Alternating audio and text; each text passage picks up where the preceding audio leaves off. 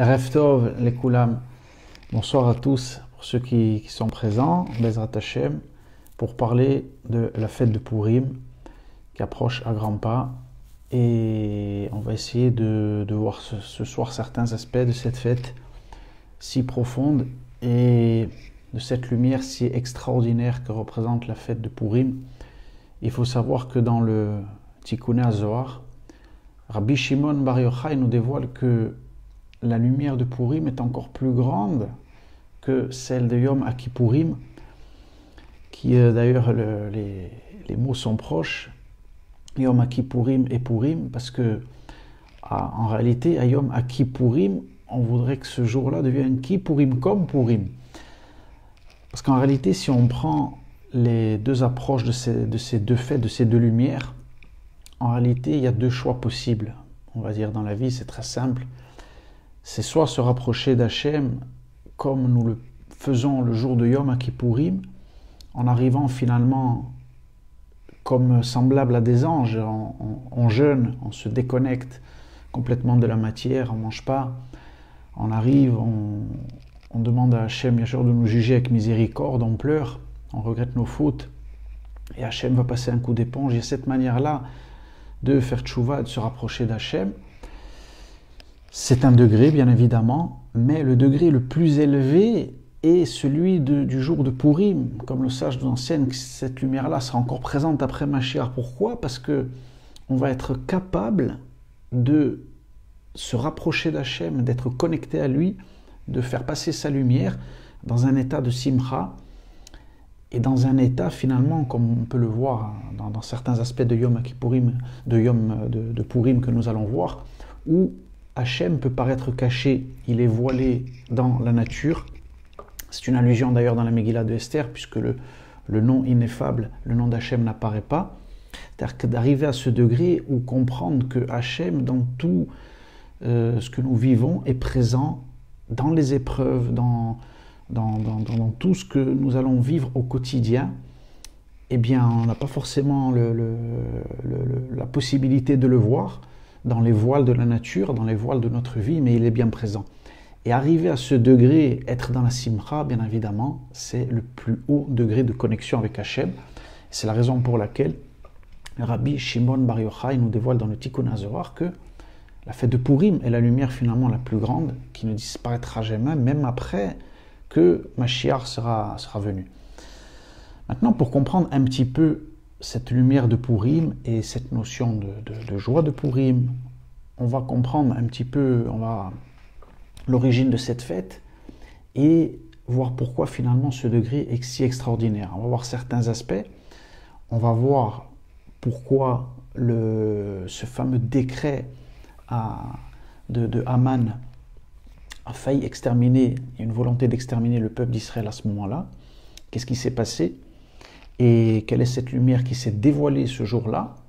Et ça va nous apprendre finalement comment les choses se passent dans l'histoire, comment les lumières se dévoilent, et à quel moment il y a eu des périodes, comme on va le voir dans l'histoire, où Hachem, Esther Panim, peut voiler sa face à certains moments donnés de l'histoire, comme malheureusement le peuple juif l'a vécu. Et là, les forces du mal peuvent avoir une emprise, comme on va le voir. Dans la Megillah de Esther, il y a un passage intéressant que nous allons voir. Lorsque le roi Achashverosh nomme ce fameux Haman, qui est un descendant de Agag, donc on va voir de la source qui est Amalek, qui est un petit peu, comme on va voir, l'antithèse d'Israël, comme on va le voir. Haman s'adresse donc à Achashverosh lorsque le peuple d'Israël donc est en exil à Suse, dans le royaume de Perse. Et voilà que ce Haman a un œil particulier qu'il va poser sur le peuple juif, et il emploie des termes spéciaux, comme on va le voir. Lorsqu'il s'adresse au roi Achashverosh, voilà ce que dit Haman. Vayomer Haman lamelech Achashverosh, yeshenu am echad mefuzach, umefurchad ben amim bechol hamedinot malchutecha, ודתיהם שונות מכל עם ואת דתי המלך אינם עשים ולמלך אין שווה להניחם. Aman dit, voilà qu'il y a un peuple ici qui est sur ta terre, dans ton royaume, un peuple dispersé. Et pourtant, il emploie le terme Echad, un peuple qui aurait une dimension d'unité, qui est connecté à l'unité. Et il emploie ce terme-là, Vayomer Aman Lemener Hachvérosh Yesheno. Le Midrash pose la question, qui dort? Qui dort? Le mot Yesheno fait référence à quelque chose, l'Ishon, c'est dormir. En réalité, Aman est quelqu'un qui a des connaissances très profondes par rapport au cycle et au temps, différentes lumières qui se dévoilent dans les notions de temps. Et dans cette période du mois de Purim qui est sous le signe du mois de Hadar, connaît les constellations, etc. Et il sait précisément, Aman, que dans la période où il s'adresse à Hachvérosh, il y a un voilement de la face divine à ce moment-là. C'est pour ça qu'il emploie le terme Yeshenu, leur Dieu est en train de dormir. Le peuple de l'unité, Am Echad, mais descendu Yeshenu. Vayomer Aman Hachvérosh Yeshenu Am Echad. Et quand c'est que finalement ce esterpamine, ce voilement de la face divine peut s'effectuer, quand il dit Yeshenu Am Echad Mefuzar, Mefuzar c'est la dispersion. Quand le peuple juif est en exil, il est dans cette notion de dispersion. Alma des Pirouda, comme dit le Zohar en araméen, le monde de la dispersion, le monde des points. Et donc là, bien évidemment, après un certain temps, vient une période qui s'appelle la Nesicha, nous disent les Mekoubalim, les Kabbalistes, où il y a un voilement de la face divine. Et les forces du mal, entre guillemets, peuvent avoir une emprise à ce moment-là et peuvent faire du mal. Bien entendu, comme on l'a vu tout au long de l'histoire, le peuple d'Israël est connecté à l'éternité, donc il ne peut pas disparaître. Mais les forces du mal peuvent faire du mal à un certain niveau à ce moment-là et faire des choses, il y a des décrets qui peuvent tomber, Dieu nous en préserve, sur le peuple d'Israël, comme ça a été le cas pendant l'exil. Et Aman sait pertinemment tout cela, et donc il veut frapper le peuple d'Israël. À l'époque de Purim, bien évidemment, comme nous le savons, on avait un Mordechai qui a pu empêcher ce décret, et la reine Esther, bien évidemment, mais malheureusement, nous n'avons pas eu de Mordechai à l'époque de la Shoah, qui est une période très ressemblante à celle de Purim d'ailleurs, avec un voilement de la face divine et ensuite un retournement, un face-à-face, avec une délivrance.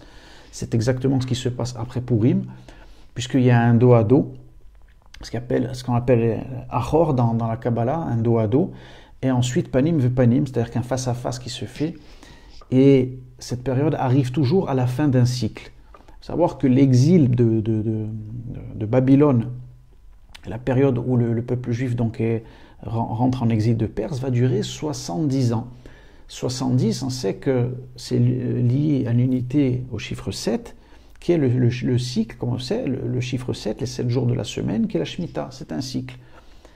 Et quand on arrive toujours à la fin d'un cycle, eh bien, il peut y avoir cette période de Nesicha, de voilement de la face divine et de décret qui peut être donné dans le ciel, si bien entendu le comportement dans l'exil du peuple d'Israël, le mal d'une certaine manière peut, avec l'accusateur, présenter certains arguments contre le peuple juif, et entre guillemets, puisque Dieu a créé ce monde avec la récompense et la punition, pour donner finalement au peuple d'Israël le choix de revenir dans les voies d'Hachem et de faire le tikkun, la réparation du monde, non par choix, non par force.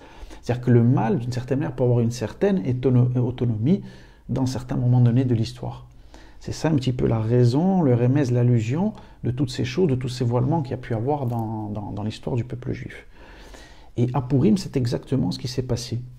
Et Aman connaissait ce secret, et c'est la raison pour laquelle il a essayé de finalement faire la première solution finale de l'histoire. Il a échoué bien évidemment. Au final, c'est lui et ses 10 fils qui ont été pendus. Le peuple d'Israël a été sauvé, comme on le sait, et il est remonté en Eretz Israël justement sur la conduite de Ezra. Exactement un petit peu comme cela s'est passé à la fin de la Deuxième Guerre mondiale, où on est arrivé à la fin de cette période de Nesicha, qui arrivait juste avant finalement l'aube de la Géoula, de la délivrance du 6e millénaire. Et c'est pour ça qu'avant de rentrer dans cette ère du Shabbat, comme on l'a vu dans de nombreux cours, eh bien, il y a eu une période de voilement.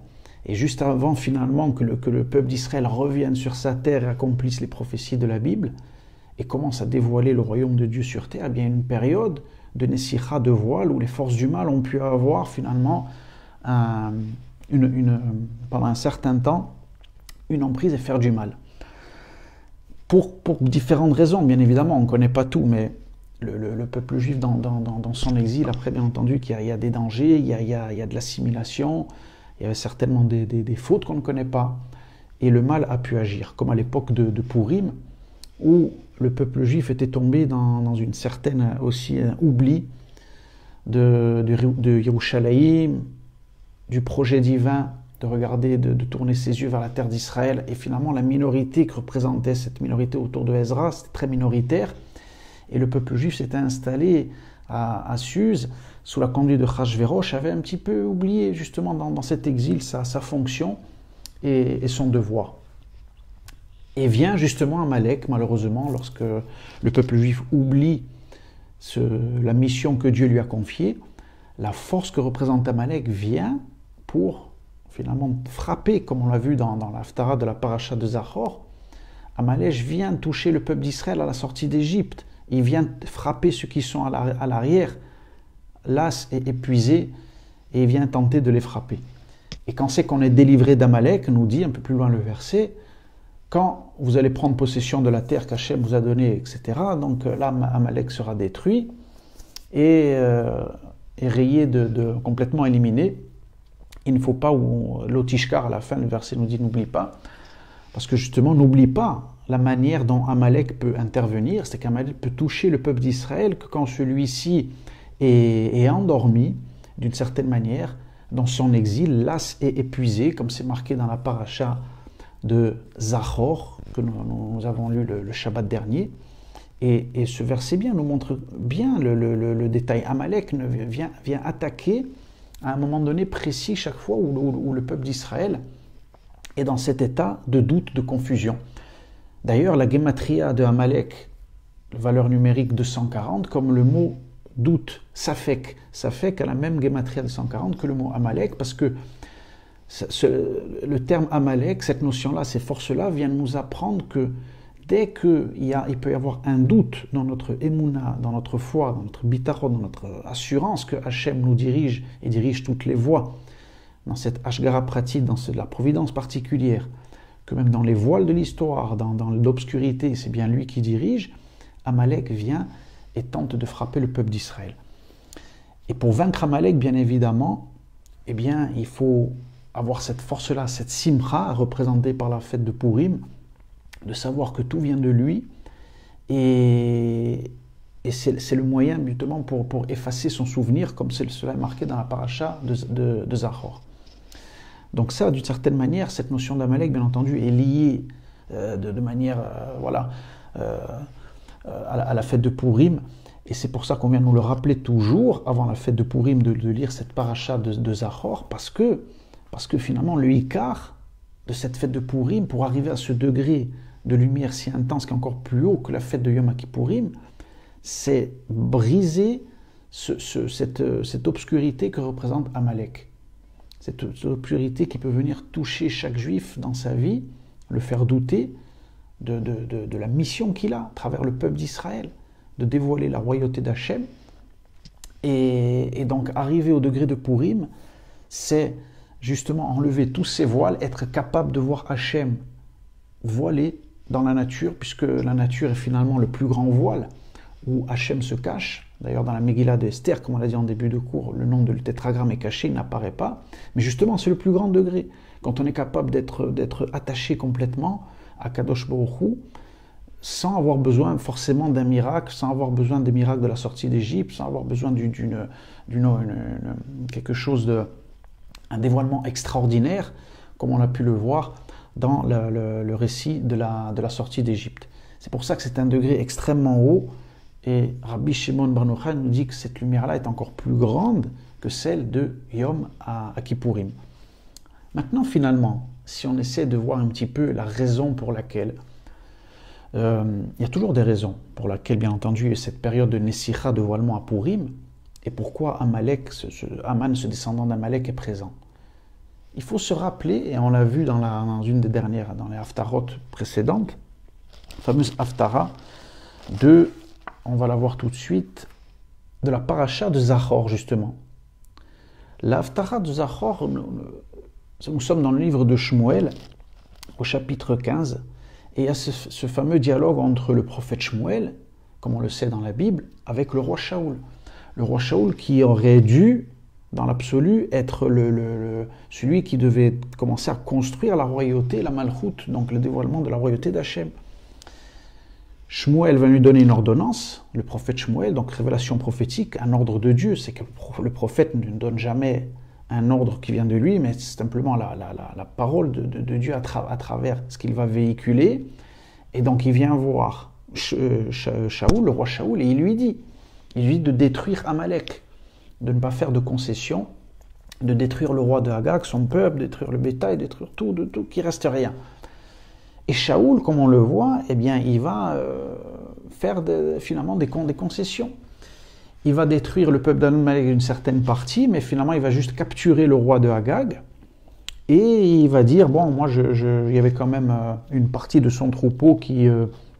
le meilleur le gros bétail de la meilleure partie de ça, je l'ai gardé pour le peuple, parce qu'il y a quand même il faut savoir lire à travers, bien entendu, les versets du Tanakh et de la Bible. En réalité, qu'est-ce qu'on voit? C'est que Shaoul, au lieu d'écouter, avoir une bitachon à Hachem, une émouna, il commence à faire des calculs avec une ordonnance, avec une mitzvah, un commandement. Et là, va se passer quelque chose de très très grave. Parce que qu'est-ce qui va se passer? Eh bien, étant donné qu'il n'accomplit pas ce que va lui dire Shmuel, donc le peuple d'Amalek ne va pas disparaître, c'est-à-dire que son réchimo, son empreinte, il va rester quelque chose, justement, ça ne va pas être effacé. Et donc, bien entendu, Agag aura le temps, on va dire, de se reproduire, de faire une union, parce que le prophète Shmuel, finalement, le tuera. Mais avant que le prophète Shmuel fasse les remontrances à Shaoul, il lui dit qu'il sera destitué du trône d'Israël, et il lui fait en sorte l'allusion que David viendra le remplacer. Eh bien, Agag aura le temps de faire une union, et de cette union qu'il va faire avec cette femme-là, bien, après, plus tard, va descendre tous ses descendants jusqu'à Aman, et bien entendu, tous les grands destructeurs, tous les grands qui voudront détruire le peuple d'Israël, jusqu'à Adolf Hitler, bien évidemment, pendant la Deuxième Guerre mondiale. Tout ça parce qu'au départ, il y a un problème de doute, finalement. Un doute vis-à-vis de Shaoul, parce que Shaoul reçoit finalement une ordonnance du prophète Shmuel, le doute, comme on a vu, même valeur numérique que le mot Amalek, Safek, mais il se dit, après tout, pourquoi je veux détruire dans l'entièreté ce peuple? Finalement, bon, je peux quand même faire des affaires, je peux maintenant qu'il est capturé, qu'il a affaibli Agag, je peux quand même discuter peut-être avec lui, faire des négociations, faire des concessions. Il y a une partie de ce qu'il a qui peut être intéressant, et là c'est très très dangereux. Et combien on apprend à travers cette histoire-là le degré que doit avoir un homme politique d'Israël pour préparer la malchoute de la royauté de David, de ne faire aucune concession finalement à ce que la Torah nous demande.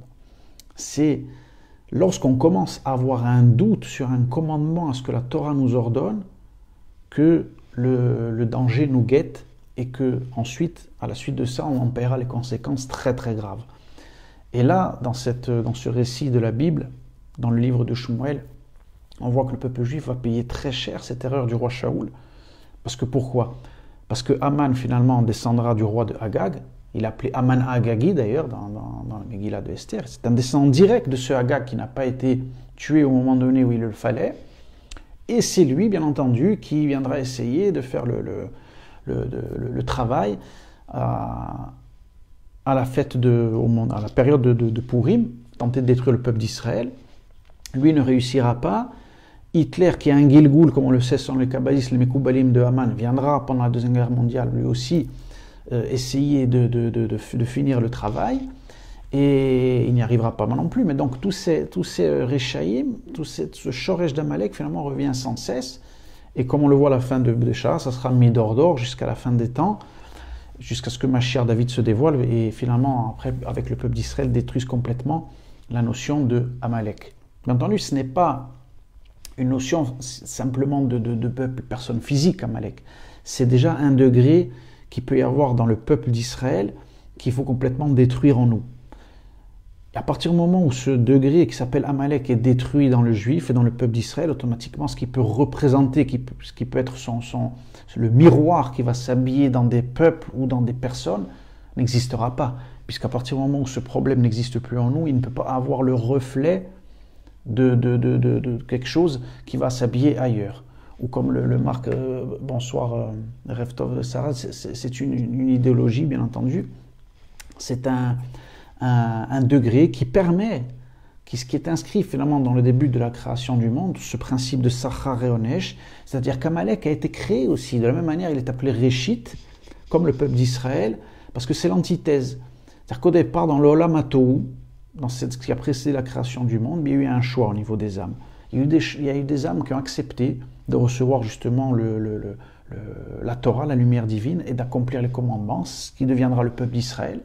Et Amalek fait partie de cette source d'âmes dans le Olam HaTohu, justement, qui non seulement n'a pas voulu apprendre la Torah, comme c'est le cas des peuples de la terre, mais plus que ça. C'est-à-dire, comme c'est marqué dans la paracha de Zachor, il ne craint pas Dieu, Amalek, c'est marqué. Amalek, c'est-à-dire qu'il ne craint pas Dieu, c'est-à-dire qu'il est contre ça. Son idéologie est justement d'essayer de détruire la Torah, le dévoilement de Dieu sur terre. C'est la raison pour laquelle le nom Kissé, quand on parle de Amalek, le Kissé Akavod, la lettre Aleph dans un verset de la Torah est voilée. Kiss, il manque le Aleph, et d'ailleurs le Yudke, c'est pas écrit Yudke Vavke, Kiss Yudke, c'est marqué, parce que justement il manque les deux lettres. Amalek représente cette force tant que Mashiach ben David ne s'est pas dévoilé, de la force qui capture les deux lettres finales du nom divin, qui sont la lettre Vav et la dernière lettre He du tétragramme, qui sont le dévoilement, justement, qui permet à Hachem de dévoiler dans ce monde. Amalek est la force qui veut empêcher ça. Et donc elle s'attaque à Israël, bien évidemment, et elle fera tout au long de l'histoire jusqu'à la fin des temps, pour empêcher ce dévoilement. C'est intéressant d'ailleurs, puisque à Purim, il y a beaucoup d'allusions à cette union qui doit se faire entre la Tiferet et la Malchut, qui est finalement entre le Vav du tétragramme et la dernière lettre He.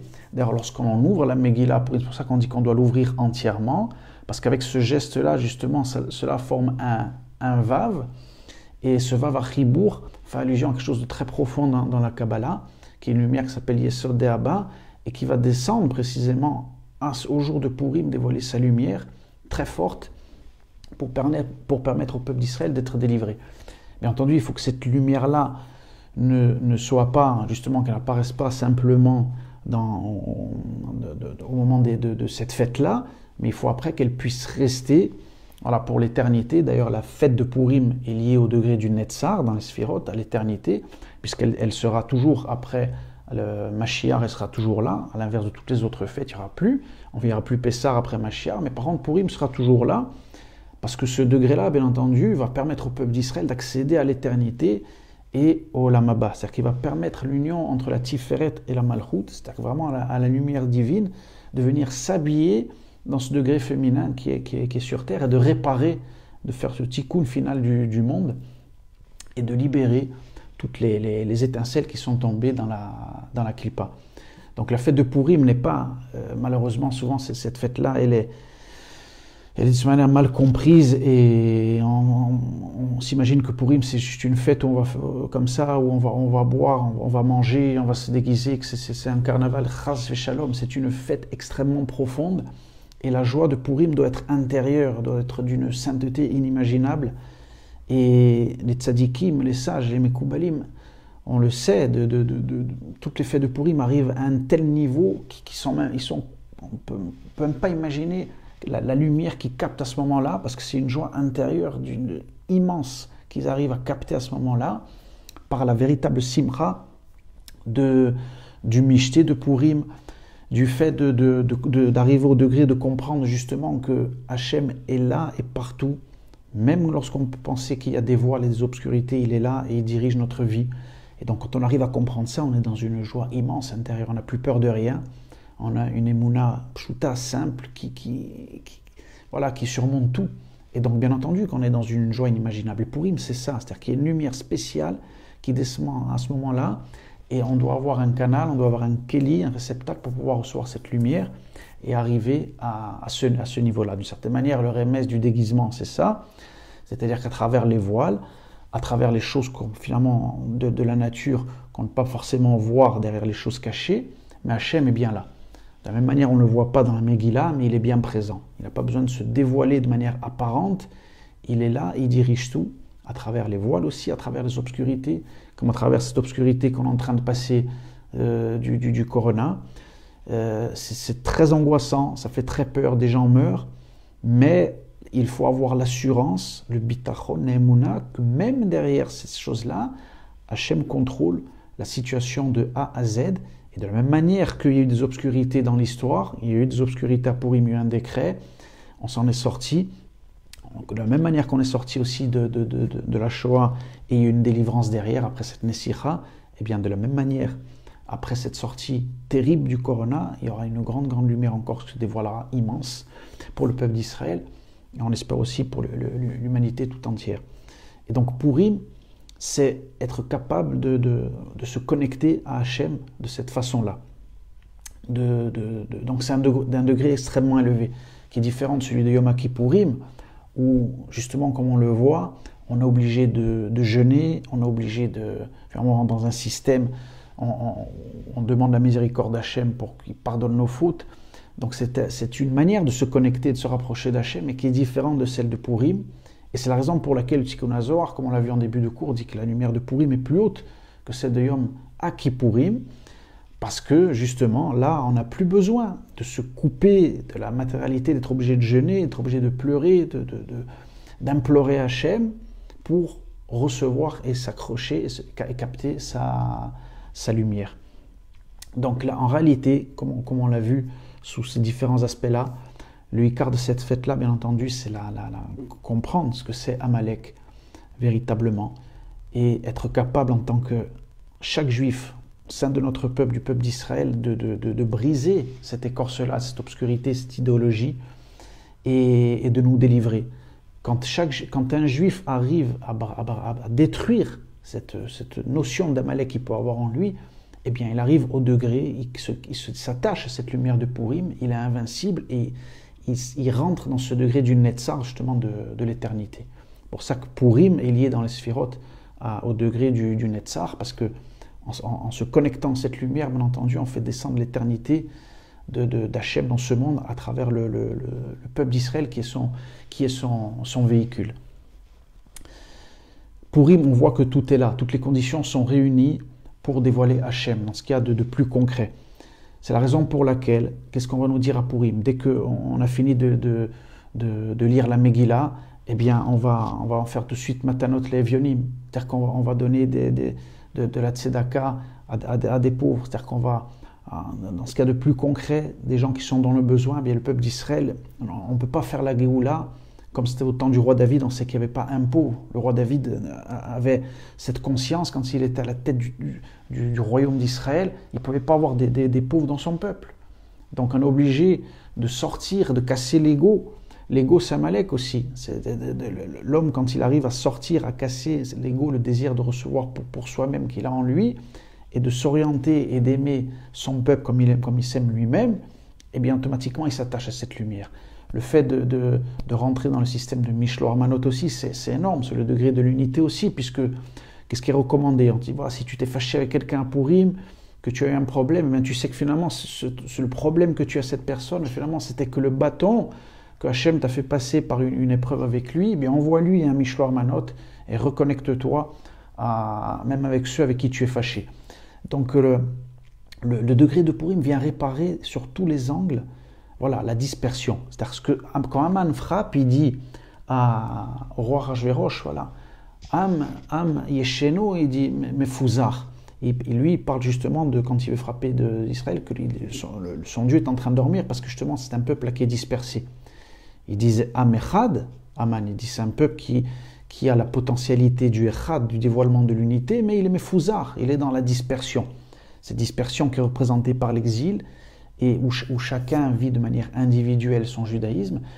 Et donc le fait de casser toutes ces choses-là, cette dispersion, cette division, et de rentrer dans un système d'unité, qu'on soit tous ensemble, qu'on soit la même force, comme c'est marqué dans Yeresquiel aussi, que le bâton de Yehuda et celui de Yosef vont faire qu'un, eh bien ça c'est le dévoilement du Mashiach.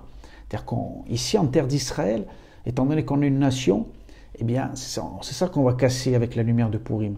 C'est-à-dire qu'on est un peuple, c'est-à-dire qu'on va oublier un petit peu ce qui peut faire la division, les Ashkenazim, les Sfaradim, les Minagim. Il faut à un moment donné faire un petit peu abstraction de tout ça et se dire qu'on est un peuple avant tout, un peuple, une unité qui se dévoile, voilà, avec différents aspects, comme les 12 tribus. Chaque tribu finalement fait une facette, un dévoilement du Shem Hamephorach du tétragramme, mais cela va venir se rassembler sous la structure d'un peuple. À partir du moment où il y a une nation, justement, eh bien toute cette notion de division disparaît, et de Alma des Pirouda, du monde de la dispersion, de notion de Mefouzar, disparaît, et Akadosh Baruch Hu peut se dévoiler complètement. Son nom n'est plus amputé, comme on le voit dans le Kaddish aussi, il y a une allusion à ça. Itgada levitkada sheme rabba. Le mot sheme est écrit shin, mem et yudke. On demande quoi? Itgada levitkada sheme rabba, que son nom soit grandi, que le yudke ne soit plus yudke, mais qu'il soit yudke vavke, qui se dévoile complètement. Et pour que le yudke vavke se dévoile complètement, donc c'est le degré de la tiferet, eh bien il faut qu'il y ait la malroute, il faut qu'il y ait l'épouse qui vienne recevoir ça à travers 3 degrés, comme on le sait, qui sont révélés dans le Sefer Yetzira, qui sont le peuple d'Israël, qui sont la terre d'Israël au niveau de l'espace, et le Shabbat. Quand le peuple d'Israël réunit ces 3 degrés-là, le temps, l'identité, l'espace ne font qu'un, eh bien Amalek, bien entendu, ne peut plus se tenir face à nous, il est détruit automatiquement, et on aura le srout, le mérite de voir la Géoula Shelema sous nos yeux, dans notre génération, avec Mashiach à notre tête. C'est ce que voilà, on se souhaite à tous, et pour cela, voilà, il faut cesser toute division dans le peuple d'Israël, réussir à former cette unité qui est perdue, et Hachem, bien entendu, si on fait cet effort-là, fera le reste. À toutes et à tous, de magnifiques fêtes de Purim, qu'Hachem puisse nous délivrer de cette période d'obscurité, Bezrat Hachem, et qu'on puisse vite sortir de cette terrible obscurité du corona et d'autres choses. Et vous verrez que si on fait cet effort-là, eh bien, tout ça, ce sont des illusions. Le corona est une illusion. L'Iran aussi qui nous menace est une illusion, qui a aussi Amalek, finalement. Mais il est là parce que finalement, il y a encore des réglages à faire chez nous.